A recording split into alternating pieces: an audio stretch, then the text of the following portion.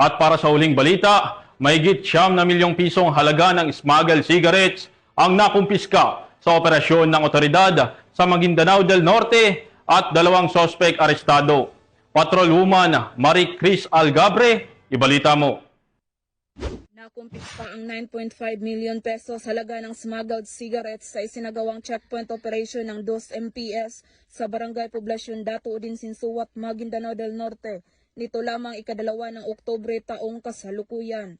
Kinilala ni Police Lieutenant Colonel Ismail Madin, Chief of Police ng Dato Udin Sinsuat Municipal Police Station, ang mga sospek na sina alias Ray, 22 anyos at si alias Andro, 26 anyos na pawang residente ng New Isabela, Tacurong City.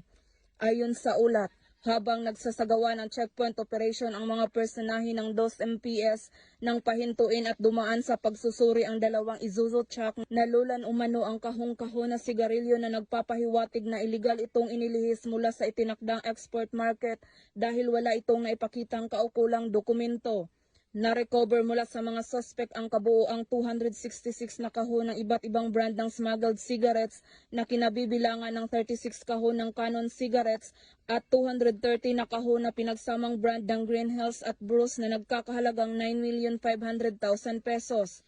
Ang mga sospek at mga nakumpiskang ebidensya ay kasalukuyang nasa kustudiya ng 2 MPS para sa wastong disposisyon at posibleng mahaharap ang mga ito sa kasong paglabag sa Republic Act 10863 o Customs Modernization and Tariff Act.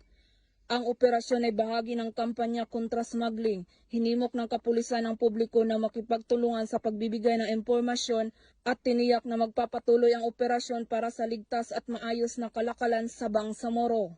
Mula rito sa Rio ng Bangsamoro, ako ang inyong Police News Network Correspondent, Patrolwoman Marie Chris Algabre, alagad ng batas, tagataguyod ng balitang pulis.